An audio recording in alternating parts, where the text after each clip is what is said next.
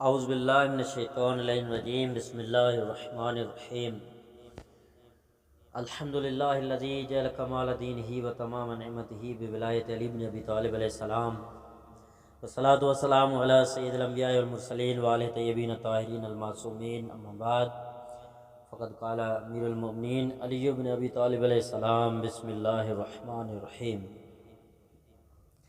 ناظرین گرامی قدر سامعین محترم، السلام علیکم ورحمۃ اللہ۔ امیر المومنین علی بن ابی طالب علیہ السلام نے نہج البلاغہ کے خطبے نمبر 33 میں ہمیں 7 چیزوں کی جانب متوجہ کیا ہے۔ پہلی چیز کہ عربوں پر حکومت کرنے والوں کی اور عربی مملکت کی قیمت حضرت علی کے شکستہ جوتے سے بھی بہت کم تھی۔ دوسری چیز حضرت علی کا مشن باطل کو مٹا کر حق قائم کرنا تھا۔ تیسری چیز کہ بعثت حضرت محمد صلی اللہ علیہ وسلم کے وقت کوئی نہ کتاب خداوندی کی قرات کرتا تھا نہ کوئی نبوت کا دعوے دار تھا۔ چوتھی چیز، آن حضرت نے انہیں ہانک کر ان کے ٹھکانوں پر پہنچایا، نجات کی منزل تک لے آئے اور ان کے حالات کو سنوارا اور اطمینان فراہم کر دیا۔ پانچویں چیز، بے خدا میں بھی عربوں کے ہانکتے میں شریک اور مستعدر رہا ہوں۔ چھٹی چیز، میں باطل کو توڑ کر چھپائے ہوئے حق کو برآمد کروں گا۔ ساتویں، میں نے قریش سے ان کے کفر کی حالت میں جنگ کی تھی اور اب ان کے فتنے کی حالت میں بھی جنگ کروں گا۔ آٹھویں چیز، قریش ہم سے اس کا انتقام لے رہے ہیں کہ اللہ نے ہمیں ان پر برتری دی ہے۔ اور نویں چیز کہ اور ہم نے ان کو ذلت و خواری سے نکال کر اپنے برابر کے حقوق دیے ہیں۔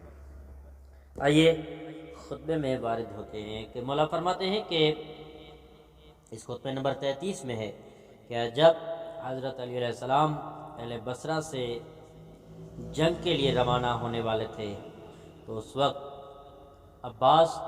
عبداللہ ابن عباس نے کہا کہ وادی ذیقار میں حضرت علی کی خدمت میں حاضر ہوا تو میں نے دیکھا کہ حضور اپنے جوتے کی مرمت کر رہے ہیں۔ مجھے دیکھ کر مجھ سے پوچھا کہ میرے اس جوتے کی اب کیا قیمت ہوگی؟ میں نے عرض کیا کہ اب تو اس کی کچھ بھی قیمت نہیں ہے۔ تو حضرت علی علیہ السلام نے فرمایا، خدا کی قسم، مجھے تمہاری حکومت اور مملکت سے یہ جوتا زیادہ محبوب ہے۔ یہ دوسری بات ہے کہ میں نے حق کو قائم کرنے اور باطل کو مٹانے کے لیے تمہاری حکومت قبول کر لی ہے۔ پھر آپ باہر آئے اور لوگوں کو یوں مخاطب کیا کہ یقیناً اللہ سبحانہ وتعالیٰ نے حضرت محمد مصطفیٰ صلی اللہ علیہ وآلہ وسلم کو ایسے زمانے میں مبعوث فرمایا تھا جب کہ ملک عرب میں نہ کوئی کتاب کی قرات کرتا تھا اور نہ کوئی نبوت کا دعوے دار ہی تھا۔ چنانچہ آن حضرت نے عربوں کو ہانک ہانک کر ان کے ان ٹھکانوں تک پہنچایا اور انہیں ان کی نجات پانے کی جگہ پہنچا دیا۔ ان کی قناتوں نے پائیداری اختیار کر لی، ان کے مجرمانہ اور انتقامی ارادوں میں سکون و اطمینان پیدا ہو گیا۔ قسم بے خدا، میں بھی رسول اللہ کے ساتھ ان کو ہانکنے، ٹھکانے پہنچانے، لگانے اور محفوظ کرنے میں یقیناً ساتھ ساتھ تھا، یہاں تک کہ ادھر سے ادھر تک ان پر ولایت قائم ہو گئی۔ اس تمام مہم میں میں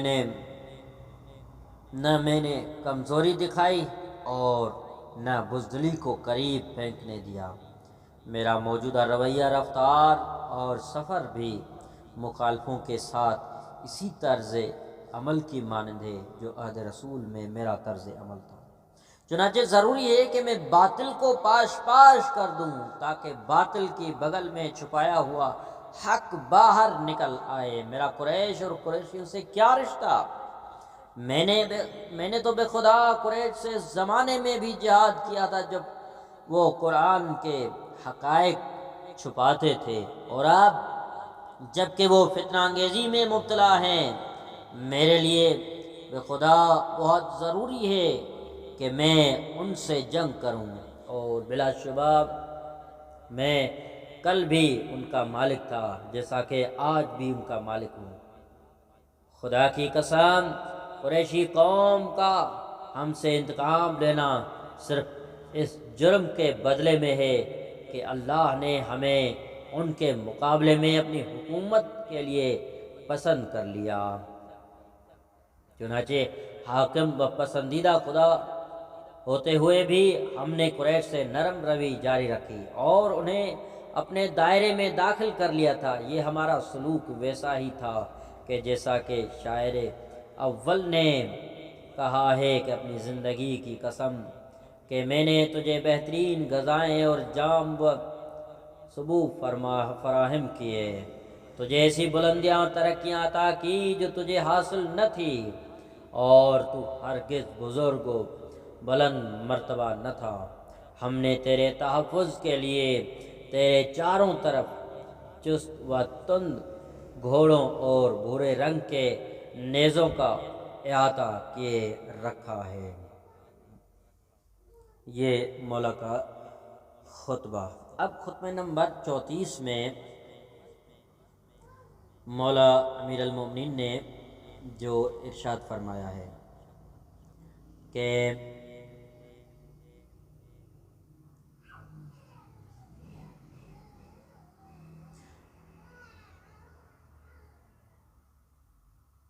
مولا فرماتے ہیں اس خطبے میں ہم 5 چیزوں کی جانب متوجہ ہوں گے۔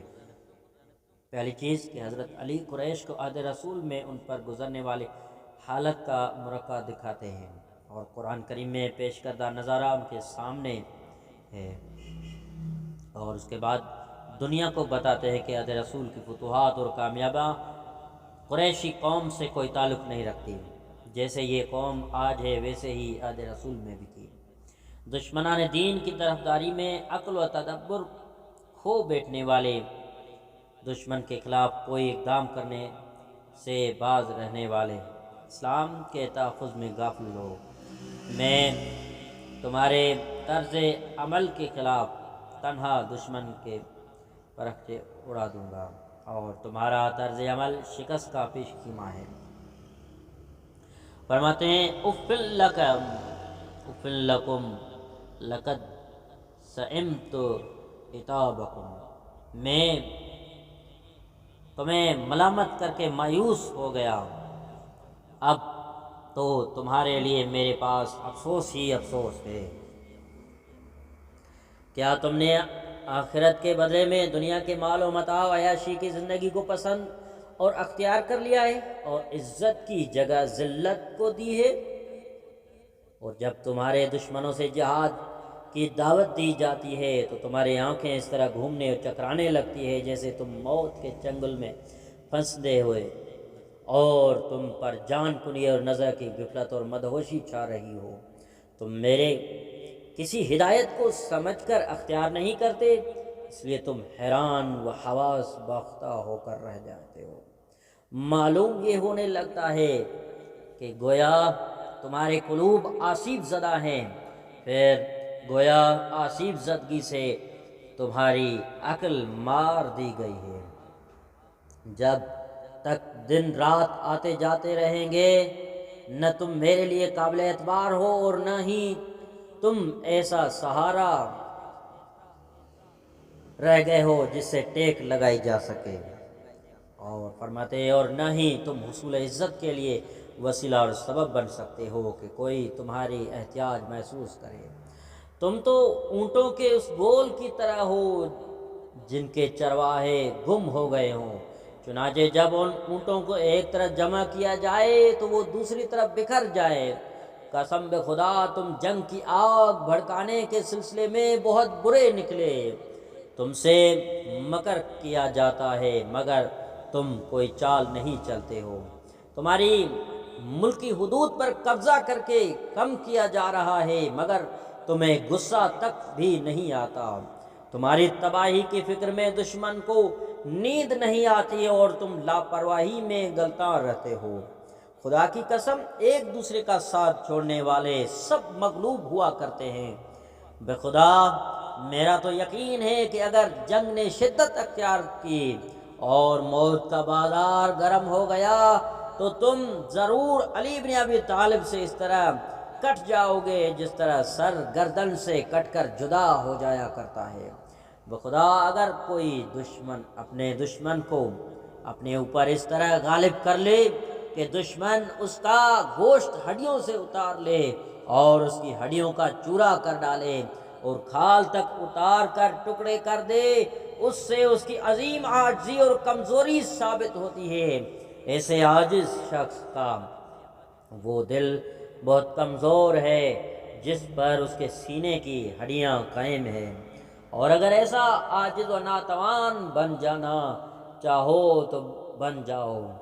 رہ گیا، میں تو خدا کی قسم شمشیر آبدار کی ایسی مار دوں گا جس سے کھوپڑی کی ہڈیاں ٹکڑے ہو کر بکھر جائیں اور دست و بازو اور کلائیاں ٹانگیں گرتی اور برستی نظر آئیں۔ جب میں ایسا کر چکوں تو اس کے بعد اللہ کو جو پسند آئے کر لے۔ اوے لوگو، سنو کہ تم پر میرے حق ادا کرنا واجب ہے اور مجھ پر بھی تمہارے حق ادا کرنا واجب ہے۔ چنانچہ تمہارے مجھ پر یہ حقوق ہے کہ میں تمہیں نصیحت کرتا رہوں اور واجب الادا مال تم پر لوٹاتا رہوں اور تمہیں اس طرح تعلیم دوں کہ تم جہالت کا شکار نہ بنو، تمہیں ادب سکھاؤں تاکہ تم ناواقف نہ رہ سکو، اور میرا حق تم پر یہ ہے کہ تم خود کو فروخت کر دینے میں وفادار ہو اور پورے اترو، اور اعلانیہ سب کے سامنے بھی اور غیبت کے عالم میں بھی اپنے خلوص اور بہتری چاہنے کا ثبوت دو، اور جب بھی بلاؤں فوراً حاضر ہو جاؤ، اور جب حکم دوں بلا چوں چرا اطاعت کرو۔ والسلام علیکم ورحمۃ اللہ وبرکاتہ۔